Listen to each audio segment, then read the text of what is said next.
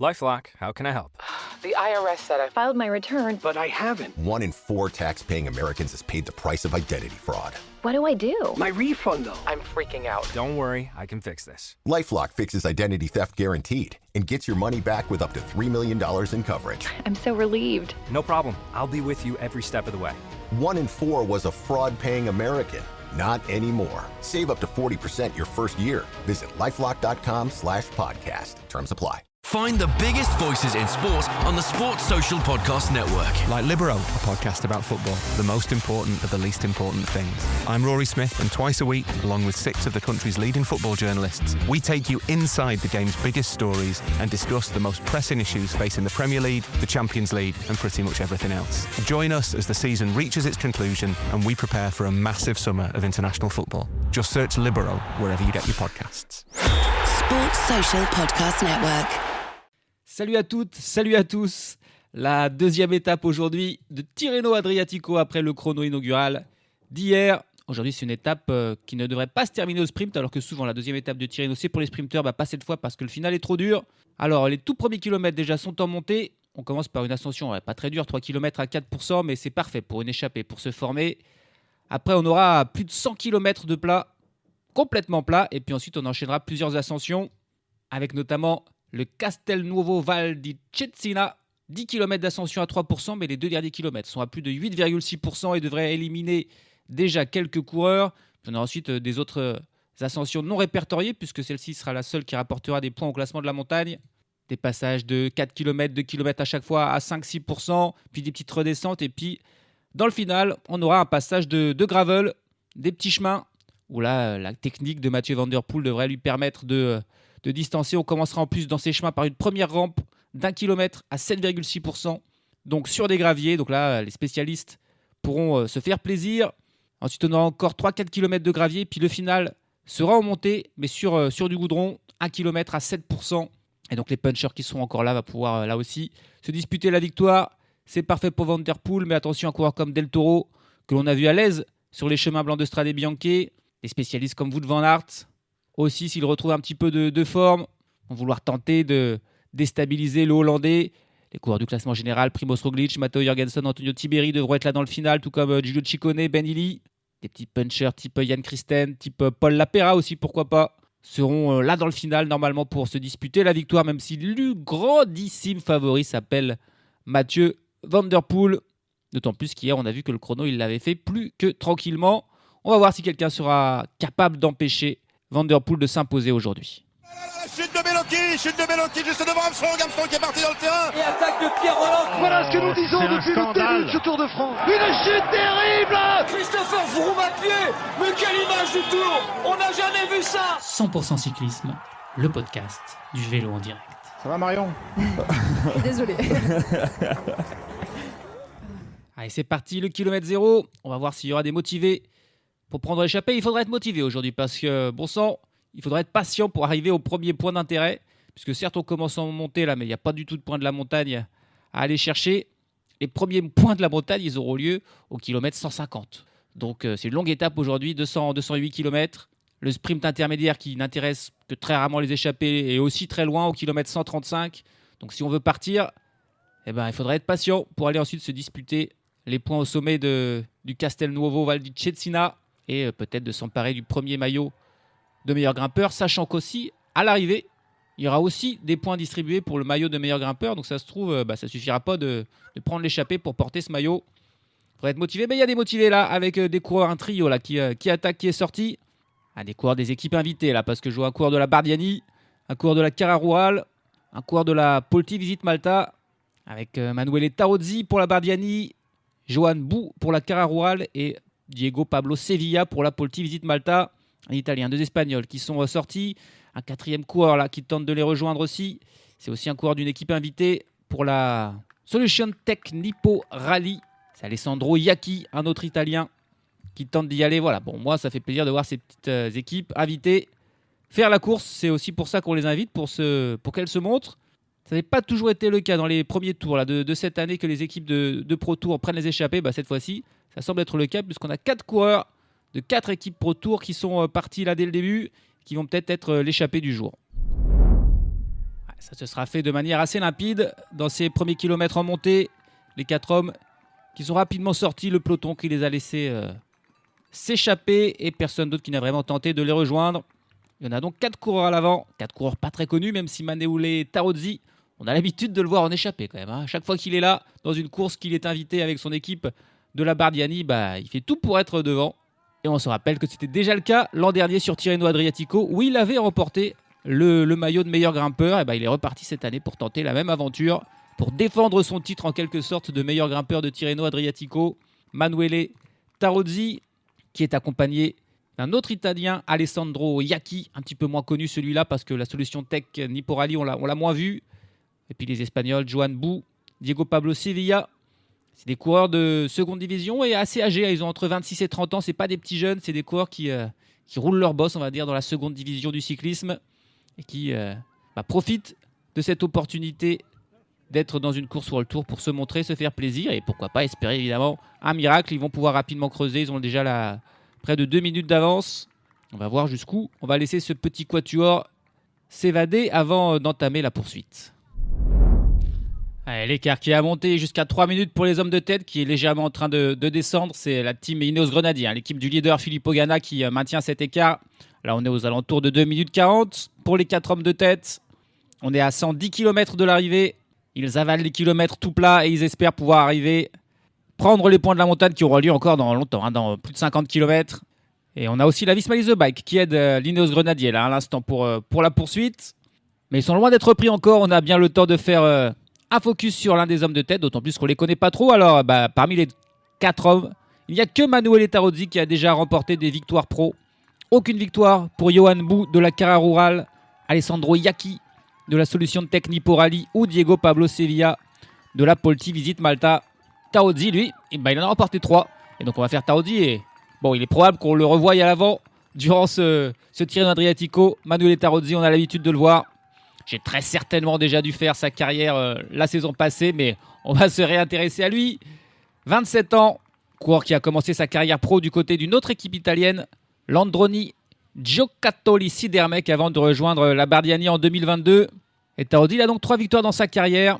Une étape du Tour du Rwanda en 2023, une étape du Tour du Lake Qinghai en Chine en 2024, une étape du Tour du Langkawi en 2024 également. Le Langkawi, c'est en Malaisie. 3 victoires d'étape à chaque fois en échappée qui allait au bout. C'est sa spécialité pour ce coureur qui n'est donc pas un mauvais grimpeur puisque l'an passé il était sur Tirreno Adriatico. Il avait donc remporté ce maillot de meilleur grimpeur, lui qui a fait 2 fois le Giro également. Il n'est pas encore réussi à faire un top 10 dans une étape. Il a fait 11e d'une étape en 2024. Est-ce qu'il sera là probablement encore cette année pour le Giro pour tenter de faire mieux? Tarozzi, qui a aussi fait les monuments italiens, Milan de San Remo et le Lombardie, mais jamais même de top 100 dans ces courses qui sont un petit peu trop dures pour lui face au peloton professionnel.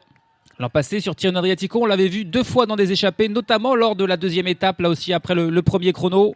Et lors de la 5e, ça lui avait suffi pour prendre le maillot de meilleur grimpeur. On verra ce qu'il en sera cette année avec cette étape qui n'est pas idéale, puisqu'il n'y a que 5 points donc à prendre dans l'ascension qui aura lieu à environ 50 km de l'arrivée, et puis 5 points à prendre à l'arrivée. Donc on va pas se faire un gros mat là aujourd'hui pour les hommes de tête. Et puis pour Tarozzi, il a des adversaires face à lui car il est très certain que Johan Bou, que Alessandro Iacchi et que Diego Pablo Sevilla vont vouloir aussi aller chercher ces points de la montagne. Auparavant, on aura aussi le sprint intermédiaire. On verra si ces coureurs seront intéressés aussi pour se le disputer, au moins pour l'honneur, si ce n'est pour les points et les secondes à prendre qui ne les interrompront guère. On arrive pour la première fois dans des passages pentus à part les 5 premiers kilomètres. Sinon, c'était vraiment tout plat. Et ça se ressent là dans l'allure des hommes de tête qui, d'un seul coup, on a l'impression qu'ils sont dans un mur terrible alors que c'est juste 4-5%. L'écart a un petit peu diminué. Ils n'ont plus que 1 minute 40 d'avance sur la tête de la course. Où l'Alpecin Première Tech de Mathieu Van Der Poel s'est aussi joint à la poursuite. Évidemment, le favori du jour.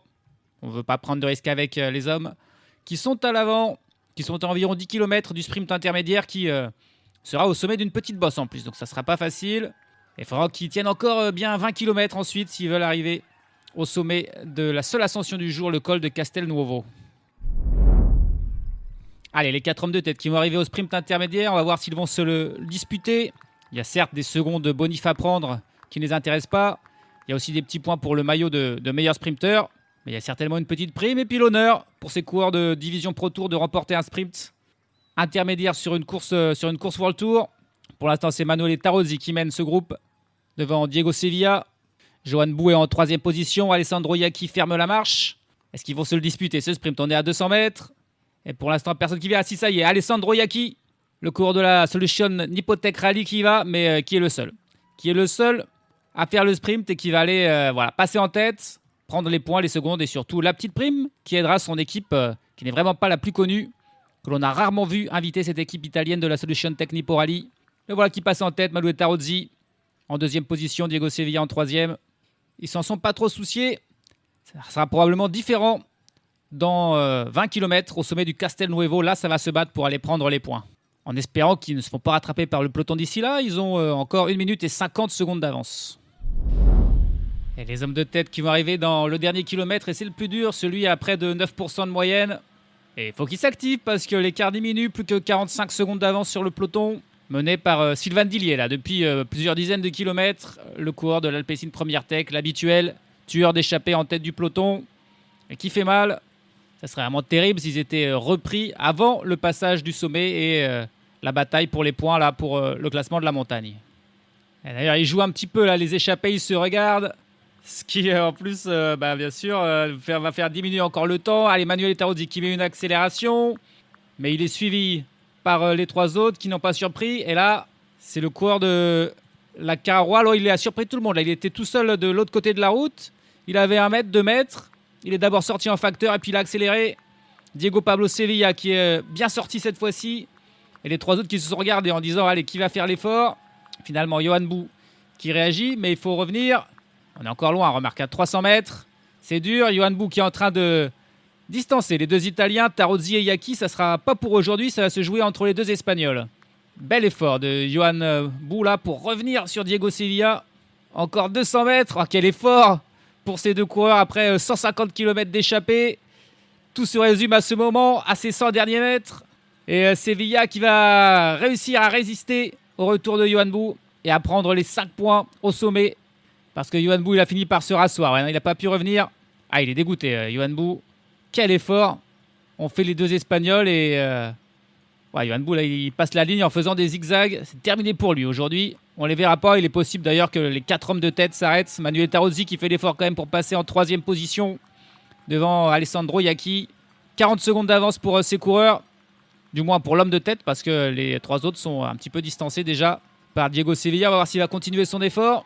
Il aura 5 points, mais bon, il y aura aussi 5 points pour le vainqueur d'étape. Et forcément, ce ne sera pas pour lui.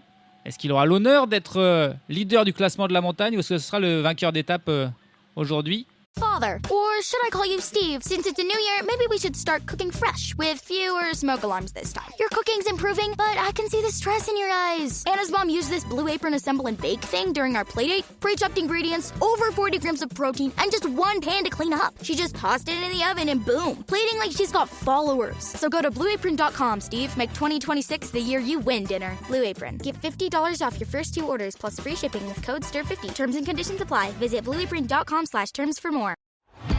Find the biggest voices in sport on the Sports Social Podcast Network. Like The Upshot with Jack and Zach. It's a podcast about the scandalous antics of the biggest names in sport. From David Beckham's stag do of the century to the real reason Chelsea sacked Thomas Tuchel. This summer, we'll be in the USA, unearthing all the funniest stories from the biggest tournament in sport. Search The Upshot wherever you get your podcasts. Sports Social Podcast Network. C'est beau, hein. Malgré l'absence totale d'espoir, les 4 hommes de tête qui se sont regroupés et qui continuent de rouler ensemble, alors que l'écart est vraiment minime, 20 secondes d'avance, c'est même descendu à 10 secondes, on pensait que ça allait revenir, mais le peloton a baissé le pied, comme un chat qui joue avec une souris. Ils ne les achèvent pas, ils leur ont laissé un petit peu de vie, mais aucun espoir de survivre à la poursuite du peloton pour les 4 hommes de tête, mais voilà. On leur a probablement dit de tout donner jusqu'au bout. On est à 45 km de l'arrivée. On est désormais dans une partie beaucoup plus vallonnée, ça monte, ça descend. Mais rien de non plus très compliqué et il faudra attendre très certainement le secteur en gravier pour que les choses explosent véritablement. C'est la fin de l'aventure pour le Quatuor. D'échappés, ils sont restés ensemble jusqu'au bout. Mais ils sont repris à 38 km de l'arrivée. Ça aurait été une dure journée à l'avant pour Tarozzi, Bou, Iacchi et Sevilla pour pas grand chose au final, si ce n'est voilà, les 5 points pour Sevilla, le sprint intermédiaire pour Iacchi. Mais on devrait revoir certains de ces coureurs à l'avant dans les prochaines étapes, et notamment Sevilla, pour défendre son maillot de meilleur grimpeur. 20 km de l'arrivée, peloton groupé, mais peloton déchaîné. Ça va très vite. Il y a beaucoup de batailles de placement pour placer son leader en tête du peloton. C'est assez tendu, et ça le sera beaucoup plus dans 10 km, quand on va attaquer le secteur en gravier, qui en plus sera dans un passage assez pentu. Le premier kilomètre de ce secteur de 5-6 km de gravier est à 7% de moyenne. On verra qui tentera d'attaquer dans ce secteur de chemin blanc et quels seront ceux qui vont attendre le dernier moment et l'ascension finale vers San Gimignano sur du goudron, là aussi dans un dernier kilomètre à 7% pour tenter de faire la différence. Oula, il y a un coureur là qui vient de tomber dans le bas-côté. C'est un coureur de la Bardiani, Martin Marcelluzzi. Oh, Martin Marcelluzzi, il s'en est pris une belle là. Il est tombé tout seul et il s'est mis à pleuvoir sur les routes italiennes. Et là, dans un virage, il a pris un tout petit peu trop large et hop, il est allé dans l'herbe. Et une fois dans l'herbe, il a glissé. Bon, il a fini dans l'herbe, ça devrait aller. Il n'a pas tombé sur le goudron. La grosse chute là pour Marcelluzzi. Ouais, il est quand même assis par terre, il se prend la tête dans les mains. Il doit être un peu choqué quand même là, de sa chute à grande vitesse parce qu'on était dans une descente. On est à 9 km de l'arrivée désormais, à 2 km du début des chemins blancs. Et avec cette pluie qui tombe, ça va rendre en plus le parcours un petit peu humide, un petit peu boueux peut-être, en fonction de la qualité du chemin. Ce qui avantage encore plus Mathieu Van Der Poel au final. Et allez, c'est parti. Le pied de ce passage pentu, gravier, avec Julien Alaphilippe qui est le premier à accélérer. Il a Mathieu Van Der Poel immédiatement dans sa roue en deuxième position. On a Lorenz Rex bien placé dans la roue de Mathieu Van Der Poel. Comme d'habitude à Julien Alaphilippe, généreux, le premier attaquant. C'est compliqué bien sûr ensuite d'aller au bout, mais là, ça va exploser de partout. Les coureurs de la Red Bull, Pellizzari et Roglic plutôt aussi aux avant-postes.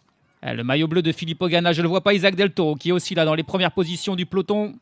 Tout comme Matteo Jorgensen. Alaphilippe qui se range un petit peu, c'est au tour de Pellizzari. Il a de prendre la tête de ce peloton qui est en file indienne. Il n'y a pas eu de cassure finalement en tête du peloton. Par contre, à l'arrière, évidemment, là, ça explose de partout. On a Pellizzari en tête, Van Der Poel en deuxième position. Jorgensen dans la roue de Van Der Poel. Del Toro dans la roue. Et attention, ça y est, Van Der Poel qui prend la tête. Van Der Poel qui prend la tête et qui va bien sûr accélérer en restant assis sur sa selle. Son style caractéristique, tout en puissance. Qui va pouvoir suivre ce rythme? Pour l'instant, Jorgensen qui suit avec Del Toro, avec Pellizzari. Et derrière, ça a explosé. Ça ne suit plus. Il y a un trou. Roglic qui a du mal à suivre là. Van Der Poel qui conduit son effort. Del Toro aussi qui me semble en train de légèrement lâcher la roue de Jorgensen. Classique, classique Van Der Poel. Plus Jorgensen qui tombe. Jorgensen qui est tombé, qui a glissé dans la boue. Et voilà, et Del Toro qui était juste derrière, qui a réussi à l'éviter, mais par contre, forcément, il a dû ralentir un peu. Et maintenant, Van Der Poel, il va s'envoler. Il va s'envoler, Van Der Poel. C'est incroyable, c'est un petit peu ce qui s'était passé il n'y a pas très longtemps sur le Het Nieuwsblad, avec une chute. Cette fois-ci, Van Der Poel, il ne l'a pas évité, puisqu'il était en tête, mais c'est Del Toro qui a bien failli tomber à son tour, et qui, du coup, bien sûr, a perdu du temps. Mais il n'est pas encore complètement lâché. Del Toro qui voit quand même Giulio Pellizzari, qui est le meilleur pour l'instant de la Red Bull, revenir un petit peu sur lui. Mais Van Der Poel est seul en tête, 5 km 700 de l'arrivée. Même si l'écart n'est pas tout à fait fait. Del Toro qui est en train un petit peu de revenir parce que ça y est, le passage plus pentu sont finis. On est sur du passage même presque plat là, mais toujours sur des graviers. Là, la course est totale. Et derrière, on ne voit plus de Jorgensen, on ne voit pas de Roglic non plus, ni de Tiberi. Pour l'instant, il reste 3 coureurs un petit peu dans le jeu pour la victoire. C'est Van Der Poel seul en tête. Del Toro, 30 mètres derrière. Et Pellizzari qui s'accroche, qui est 5 mètres derrière Isaac Del Toro. Pour l'instant, on ne voit pas de 4e homme. Si ça y est, un coureur tout seul en 4e position, qui a derrière lui un groupe d'une vingtaine de coureurs. Mais ils sont déjà, ces coureurs-là, à bien 15-20 secondes de Van Der Poel. Et ils sont réussi à revenir, Del Toro et Pellizzari, assez fort de revenir sur Mathieu Van Der Poel dans des graviers. Oh, attention là, Del Toro, et Van Der Poel derrière qui prend un petit peu large, qui doit poser le pied. Oh, c'est chaud là, ça glisse. Ça glisse vraiment. Si même Mathieu Van Der Poel a des petits problèmes, fait des petites glissades, c'est que c'est très très technique. Mais ils ne sont pas tombés. Les 3 coureurs donc, Del Toro, Van Der Poel et Pellizzari qui sont ensemble. Pellizzari qui ne passe pas de relais parce qu'il a Roglic derrière. Ouais, derrière, c'est tombé. C'est Timen Arensman qui est tombé au même endroit là justement où ça glissait pour Del Toro et Van Der Poel. Et Arensman est tombé. Il y a un autre coureur aussi là qui est tombé. Roberto González, le champion du Panama, qui est aussi tombé. Mais pour Timen Arensman, c'est terrible parce qu'il était 2e du classement général. Et là, il va perdre beaucoup de temps parce que par contre, il met du temps à se relever. Son vélo est plein de boue lui aussi. Ouah, c'est chaud. On est toujours dans ces secteurs de chemin qui sont donc très boueux avec la pluie qui vient de tomber. Et on a un premier écart là entre le tête de la course et le groupe de Filippo Ganna. Et il y a 1 minute. 1 minute d'écart entre les 3 hommes de tête et le groupe de Filippo Ganna. Est-ce qu'il y a des coureurs intercalés entre ces deux groupes ? On n'a pour l'instant pas forcément l'information. 1 minute, ça fait beaucoup. 1 minute, ça fait beaucoup sur une ascension si courte. Et Del Toro qui ne lâche pas son effort. Parce que lui, il vise bien sûr le classement général et il fait des gros relais. Van der Poel en profite et va peut-être aller chercher la victoire d'étape. Mais attention à Pellizzari aussi qui est toujours là. Allez, là on voit le groupe Filippo Ganna qui revient sur un groupe qui était devant eux. Donc il y a bien quelques coureurs intercalés. Et il y a un groupe qui est pointé. Voilà, un groupe intercalé qui est pointé à seulement 23 secondes de Van der Poel, Del Toro, Pellizzari. Ça me paraissait plus logique. Probablement un groupe avec Roglic. Est-ce que Tiberi, Alaphilippe sont aussi dans ce groupe-là ? On n'a pour l'instant pas non plus d'image là-dessus. Et le groupe Ganna qui est donc un peu plus loin, pointé à 50 secondes. Et le trio de tête qui en a fini avec ce secteur de chemin blanc qui était plutôt des chemins gris, là. Des chemins très boueux, marron, qui a fait une principale victime, c'est Thymen Arensman. Et Del Toro, il ne demande plus de relais à personne. Van der Poel est dans sa roue, Pellizzari en 3e position. Il continue son effort. Et probablement, il perd toute chance de victoire d'étape. Attention quand même, le dernier kilomètre est dur. 7% de moyenne. Il ne faudrait pas qu'il explose. Et on y est déjà dans ce dernier kilomètre d'ailleurs. À l'instant, on passe la flamme rouge pour les 3 hommes de tête. Et le groupe derrière qui se rapproche, plus que 17 secondes. Est-ce qu'un coureur de l'arrière va pouvoir réussir à revenir ? Plus que 700 mètres. C'est toujours Del Toro qui mène avec Van der Poel. Pellizzari en 3e position. Attention à lui, c'est un très bon grimpeur. Sur des pourcentages comme ça, c'est difficile. Il pourrait battre un Van der Poel ou un Del Toro. Allez, c'est un gros groupe en fait qui est en poursuite derrière. Avec Benili, avec Tiberi. Il y a du monde et ils sont en danseuse. Ils accélèrent. L'écart qui n'est plus que de 11 secondes. Ça ne sera pas suffisant pour la victoire d'étape. Mais voilà, ils ne perdront pas de temps que ça. Parce que Del Toro, là, il continue de mener. Mais c'est dur. Alors, on passe sous une arche. On arrive dans ce village médiéval. Les routes sont très étroites. La victoire qui va en tout cas se jouer entre ces trois-là, c'est sûr. Et c'est Giulio Pellizzari qui est le premier à lancer. Del Toro ne pourra pas suivre. Van der Poel qui prend la roue de Giulio Pellizzari. Est-ce qu'il va réussir ensuite à le dépasser ? Ça y est, Mathieu Van der Poel qui lance son effort, qui va dépasser Giulio Pellizzari. C'est en tête à tête pour l'instant. Allez, c'est bon pour Van der Poel qui est passé devant. Mais attention à Del Toro qui aussi revient. Alors, ça se joue sur la ligne entre les trois, mais ça va être Van der Poel. Ça va être Mathieu Van der Poel qui s'impose devant Isaac Del Toro. Et Giulio Pellizzari qui finalement prend la 3e place. Del Toro, à un moment, il paraissait fini. Il a réussi à revenir. La 4e place pour Tobias Saland, Johannesen, d'Uno-X qui arrive avec 12 secondes de retard. Et suivent ensuite un groupe là d'une quinzaine, vingtaine de coureurs qui vont perdre environ 16-17 secondes sur Del Toro qui en plus va prendre des bonifs grâce à sa 2e place. Oh, quel sprint! Quel sprint entre les trois là! Avec Giulio Pellizzari qui a été le premier à attaquer. Et Isaac Del Toro à ce moment-là, il a pris immédiatement 10 mètres de retard. Van der Poel, lui, a réussi à reprendre la roue. Il l'a dépassé, mais ensuite il est resté un petit peu au même niveau que Pellizzari. Et Del Toro a réussi ensuite à revenir et les trois se sont jetés sur la ligne. Ça se joue vraiment à pas grand-chose, mais c'est bien Van der Poel qui s'impose pour quelques centimètres d'avance sur Del Toro et quelques centimètres aussi sur Pellizzari. Ils ne sont pas sur la même ligne, mais presque les trois. C'était plus difficile que d'habitude pour Mathieu Van der Poel qui n'a pas gagné en solitaire avec 2 minutes d'avance. Mais c'est quand même bien lui, le favori du jour, qui s'impose. Et la bonne affaire au classement général, elle sera pour Del Toro et aussi quand même pour Giulio Pellizzari, évidemment.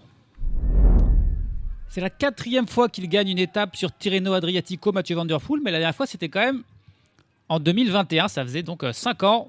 Et aujourd'hui, il a fait honneur à son statut de favori. Il remporte sa 2e victoire déjà de la saison en 3 courses. Il parfait sa forme pour Milan-San Remo, le premier véritable objectif de sa saison.